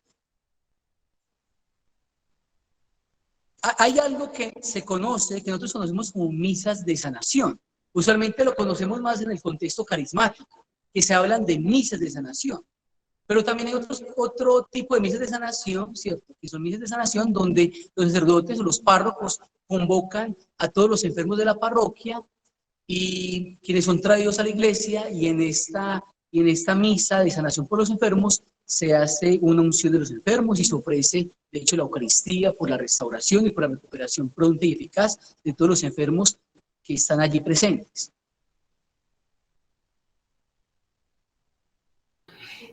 Padre, nos preguntan, ¿es verdad la existencia de enfermedades producto de brujería? Bien, ¿es verdad la presencia de enfermedades producto de brujería? Sí, pero atentos, no toda enfermedad viene por brujería, porque nos movemos en una sociedad muy supersticiosa. De hecho, en Colombia, México, Haití, Cuba, ¿cierto? Son sociedades que culturalmente son muy supersticiosas y todo lo explican desde la brujería, toda enfermedad, si le está yendo mal en el trabajo, si tiene problemas con su pareja, la gente siempre recurre a la brujería como una explicación, ¿cierto? Posible a lo que le está pasando. No toda enfermedad procede de la brujería. Hay enfermedades postizas que se pueden evidentemente generar a través de la brujería, y en este caso a través de la magia negra. La magia negra busca ocasionar males, enfermedades a una persona, incluso, ¿cierto? Incluso producir su muerte. Se puede, ¿cierto? Evidentemente, adquirir una enfermedad, pero nuevamente volvemos a lo mismo. Eso depende del sacerdote, quien acompaña a la persona, que haga un discernimiento muy profundo, y si en ese discernimiento profundo, en oración y en oración de liberación, ¿cierto? Se constata que evidentemente esa enfermedad es postiza, es impuesta, pues en ese caso, ¿cierto? Se hacen oraciones de liberación. Pero no siempre hay que dejarnos llevar por rumores o por explicaciones sencillas. Sencillamente partimos de un principio que se llama la navaja de Ockham, y es no explicar, tener explicaciones muy naturales, ¿cierto? Sin acudir a lo sobrenatural. Usted primero parte explicando los fenómenos desde explicaciones naturales. Lo último que debes agotar es un recurso, ¿cierto? Una explicación preternatural en este caso, si es ocasionada por el mal o por el demonio en este caso, si fuera una vejación demoníaca, ¿no? Padre, nos preguntan cómo ofrecer una Santa Eucaristía por una persona que ha sido violada. ¿En qué momento durante la misa y cómo utilizar las palabras adecuadas para ofrecer de manera especial por ese hecho? Mire, ¿cómo y con qué palabras? Sencillamente siguen lo que yo les acabé de explicar. Lo mismo, todos los pasos de un momento litúrgico siguen de esa manera, orando por la sanación. Antes de la misa se presenta la persona. En el momento de, ¿cierto? En el momento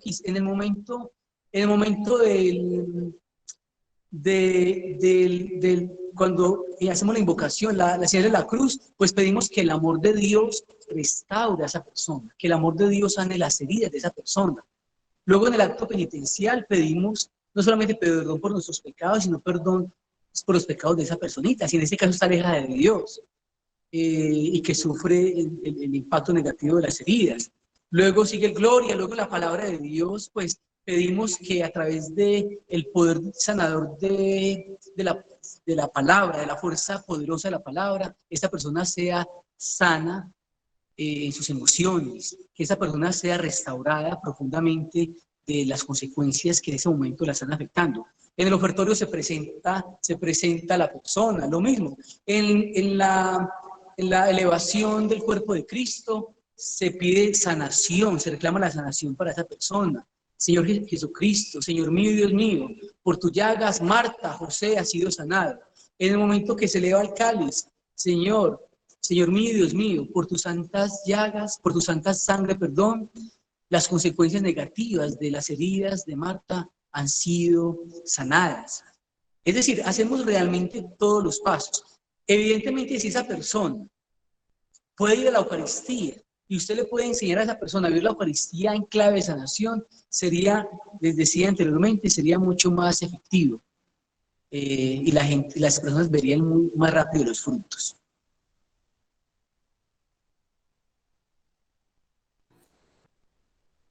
Bueno, padre, por el momento no hay más preguntas. Lo que de pronto en algunas indicaciones de algunos otros hermanos estaba más algo que usted ya había ido explicando incluso durante la charla.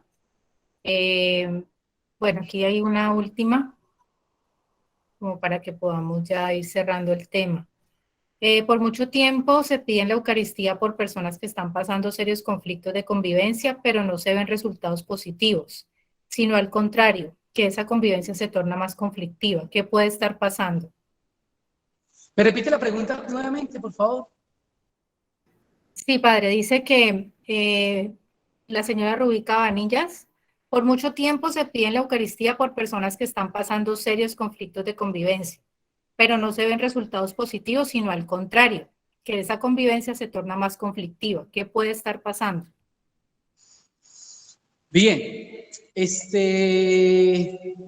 la persona que plantea la pregunta casi que está señalando que después de ofrecer varias Eucaristías, una serie de Eucaristías, pidiendo pidiendo la sanación de las relaciones entre esposo o esposa, esa relación se ha vuelto más pesada, se ha tornado más difícil.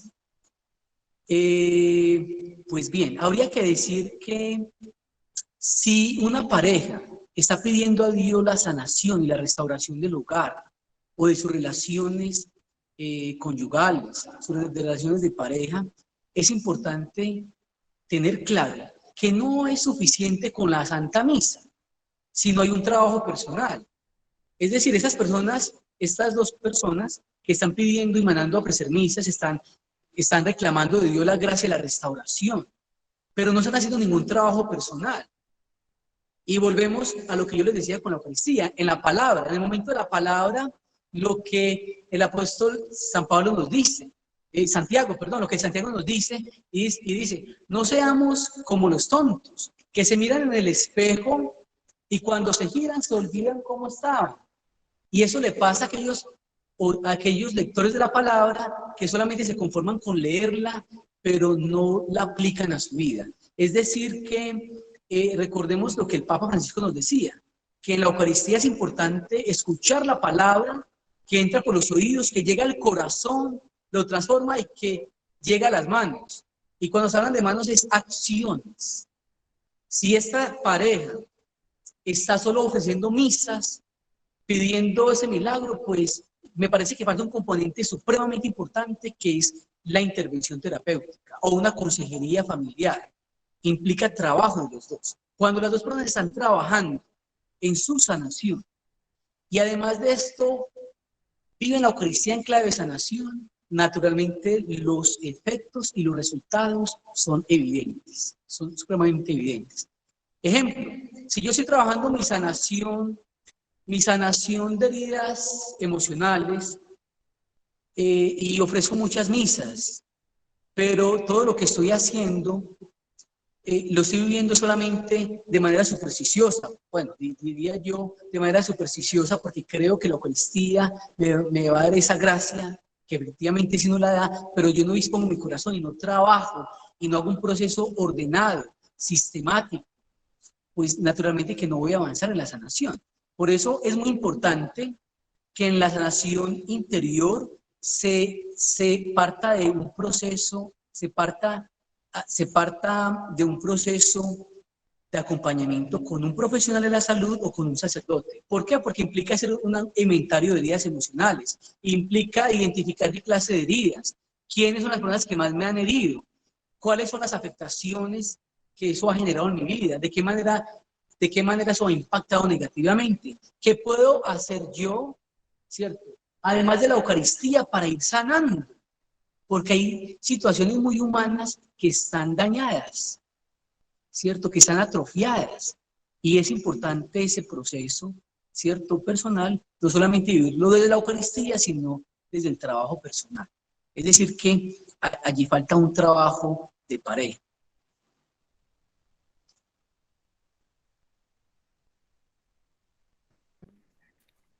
Bueno, padre, por el momento no hay más preguntas. Creo que lo demás fue muy claro durante la charla. Sí. Aparte que los puntos tocados, pues también para muchas personas que preguntaron, creo que también quedaron con las opiniones pues muy al tanto.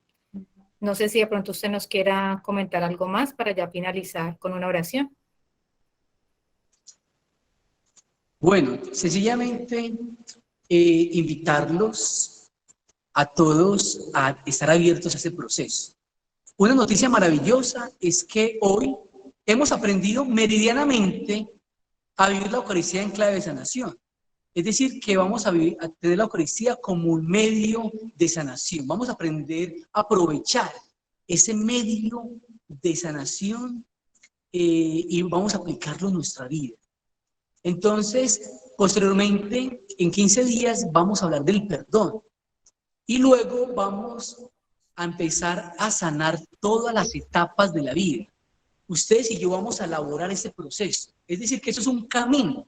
Estamos casi que en esta primera parte de charlas que son muy teóricas, hablar de la teoría general ¿cierto? De la crisoterapia, hablar de la teoría general de las heridas emocionales, hablar de la Eucaristía, del perdón. Estas primeras charlas son un poco teóricas, pero vamos a empezar ya, ¿cierto?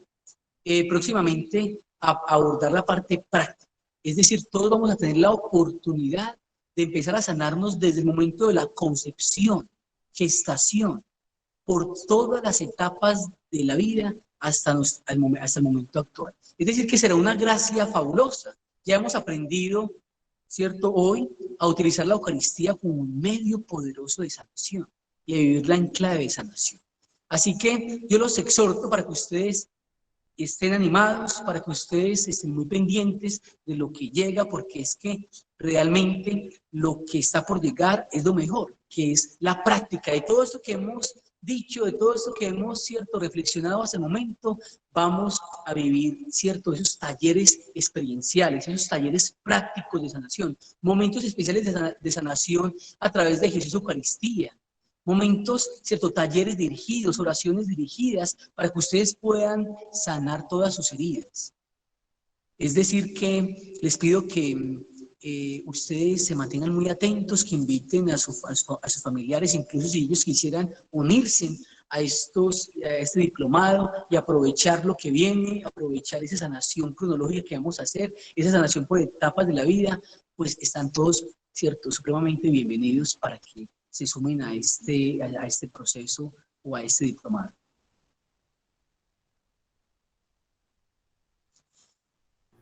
La doctora, ¿quién es? La doctora Natalie, no, es Lorena, que nos va a regalar la oración final, ¿cierto? Bueno, padre, nuevamente muchísimas gracias, muchas bendiciones de parte de todos los participantes, muy agradecidos. De mi parte vamos a cerrar con la oración final.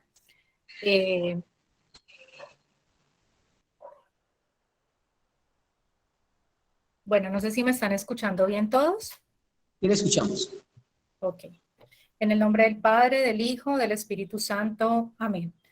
Vamos a dar primeramente gracias al Señor, al Padre Duverley y a los que hoy recibieron el llamado de Dios y le dieron el sí. Gracias, Señor, y al Espíritu Santo, que fue el que nos guió para que esta noche tuviéramos la disposición del corazón y para que tuviéramos esos oídos espirituales abiertos a la voz de Dios a través del sacerdote y de nuestros dos ponentes, Valentina y Daniel, que prepararon esta maravillosa charla y que ha sido de muchísima bendición para nosotros en esta noche.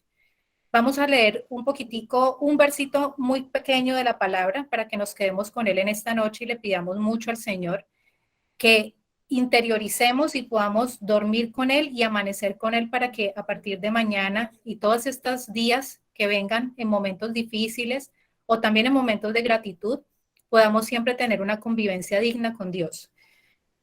San Juan en el capítulo 6, versículo 56 nos dice, el que come mi carne y bebe mi sangre, vive unido a mí y yo vivo unido a él. Eso es palabra del Señor. Y el Señor aquí nos convoca a que dando su cuerpo y su sangre en la Santa Eucaristía y comiendo de ese cuerpo y de esa sangre nos está diciendo y ratificando que estamos unidos a él. El unirnos a él, somos uno solo con Dios, uno solo con Jesús, que sacrificó su vida por nosotros. Y hoy nos lo ratifican cada una de esas partes de la Santa Eucaristía, donde nos lleva un proceso de sanación hermosa, que no solo podemos darnos a nosotros mismos, sino también a nuestra familia, a nuestro árbol genealógico y a nuestras futuras generaciones.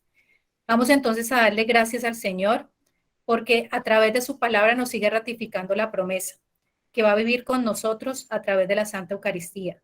Que su Santa Eucaristía, el permitirnos el comer su cuerpo y su sangre, también nos permite una sanación y una liberación de todo lo que nos está premiando, de todo lo que traemos de atrás y de todo lo que incluso puede venir a futuro. Gracias, Señor, por esta noche, por este momento. Te damos gracias por todas las bendiciones que has derramado, por la sanación que estás empezando a hacer en nosotros a través de este diplomado y por lo que hoy has tocado en cada una de nuestra mente, de nuestra alma y de nuestro corazón.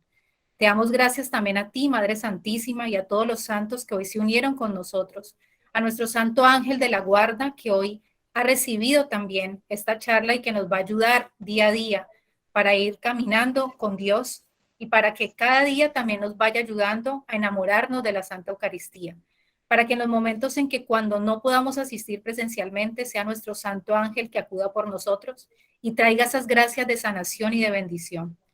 Gracias a ti, Madre Santísima, por ampararnos esta noche y te pedimos que nos arropes con tu manto, que nos permitas descansar, que en unidad con todos los santos ángeles y arcángeles nos permitas un bendecido sueño y que nos permitas también vivenciar dentro de nuestro descanso todo lo que hoy aprendimos, porque todo ha sido facilitado y dado por Dios.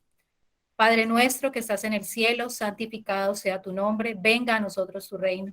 Hágase tu voluntad aquí en la tierra como en el cielo. Danos hoy nuestro pan de cada día, perdona nuestras ofensas, como también nosotros perdonamos a los que nos ofenden. No nos dejes caer en tentación y líbranos del mal. Amén. Dios te salve María, llena eres de gracia, el Señor es contigo. Bendita tú eres entre todas las mujeres y bendito es el fruto de tu vientre, Jesús. Santa María, Madre de Dios, ruega por nosotros pecadores, ahora y en la hora de nuestra muerte. Amén. Gloria al Padre, al Hijo, al Espíritu Santo, como era en el principio, es ahora y siempre, por los siglos de los siglos. Amén.